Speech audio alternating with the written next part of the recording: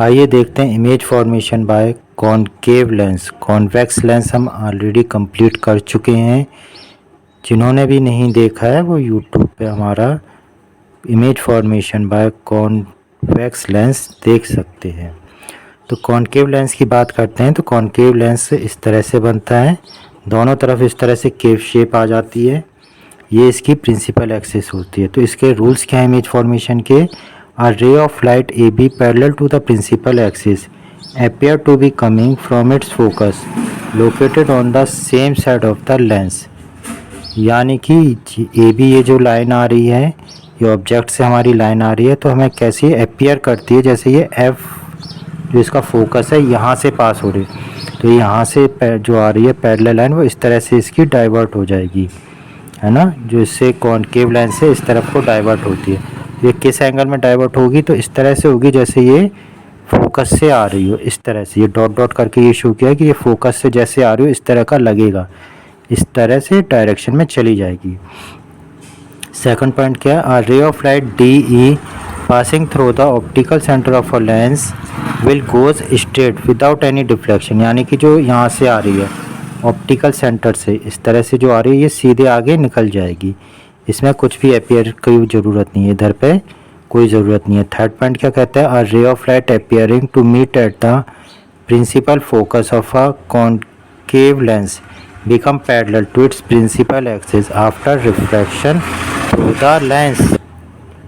सो third point हमारा बताता है कोई भी लाइन जो इस तरह से आ रही है ना, जो हमें ऐसे अपियर कर रही है कि ये F2 पॉइंट्स पे जा है ना, appear to meet at principal, यानी कि जो प्रिंसिपल लाइन है, प्रिंसिपल एक्सिस है, इसके ये जो F2 पॉइंट होता है, प्रिंसिपल फोकस होता है, इस पे जाके टच कर रही हो।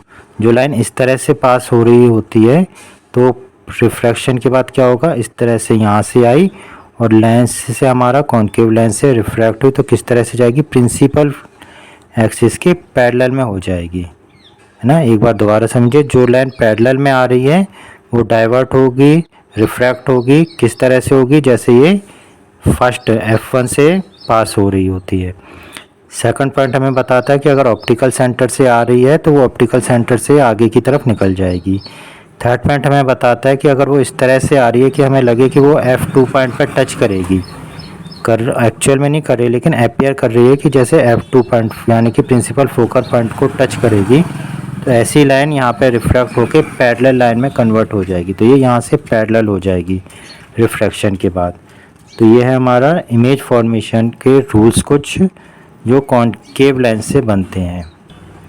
आइए देखते हैं अब image formation by concave lens किस तरह से। इसमें केवल दो ही कंडीशन होती है, when object is placed at infinity and second when object is placed between infinity and optical centre. ठीक है, तो यहाँ पे जो हमारा जो ऑब्जेक्ट है वो इन्फिनिटी पे है, तो इस तरह से दो लाइंस पैरेलल में आती हैं। ठीक है, एंड पैरेलल लाइंस क्या होगी? इस तरह से F1 से जाती हुई इस तरह से अपियर वाली जो लाइन है इस तरह से ये रिफ्रैक्ट हो जाएगी दोनों ही साइड में। तो जो इमेज फॉर्मेशन होगा किस तरह से होगा आइए देखते हैं। पोजीशन कौन सी बन रही है? Eight F1। यहाँ पे F1 पे ये बनेगी, यहाँ तो ये चली जा रही है, तो जो इसका इमेज बन रही है वो F1 पे बन रही है। नेचर कैसा है? Virtual and erect. यहाँ पे कैसी बन रही है? वर्चुअल एंड इरेक्ट बन रही है, इरेक्ट। ठीक है, रियल हमेशा इन्वर्टेड बनेगी और वर्चुअल हमेशा इरेक्ट बनेगी। और इसका साइज़ कैसा हो रहा है? इसका पॉइंट साइज्ड ऑब्जेक्ट बन रहा है, पॉइंट साइज इमेज बन रही है, यानी कि जो इसकी इमेज है वो बहुत छोटी बन रही है, पॉइंट साइज बन रही है। सेकंड कंडीशन है when object is placed between infinity and optical centre. Optical centre और इन्फिनिटी के बीच में कहीं पे भी अगर हम इसको ले लेते हैं हमारे ऑब्जेक्ट को, तो कैसी इमेज बनेगी?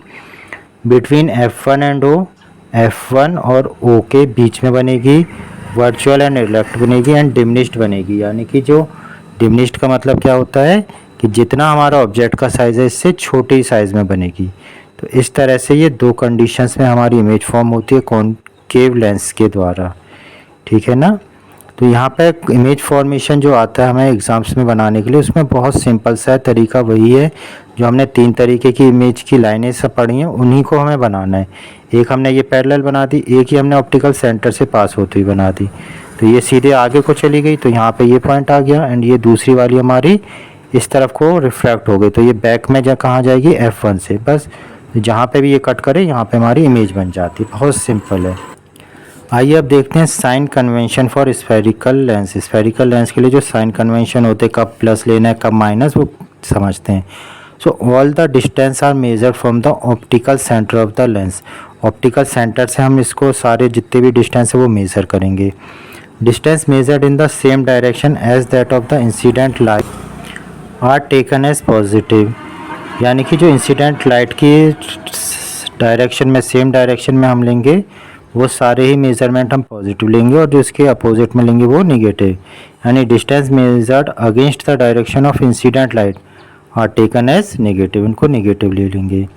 Distance measured upward to the principal axis, principal axis से ऊपर की तरफ जो भी होगा उसे हम पॉजिटिव लेंगे। एंड सेकंड नेक्स्ट कंडीशन में प्रिंसिपल एक्सिस के डाउनवर्ड में जो होगा उन्हें हम नेगेटिव लेते हैं।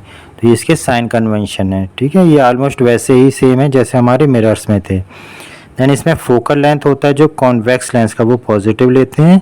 And focal length of concave lens का कैसा होगा, निगेटिव होता है, ठीक है। तो इसको थोड़ा अच्छे से ध्यान रखना है। आई होप आपको ये चीज़ें समझ में आई होंगी। Thank you.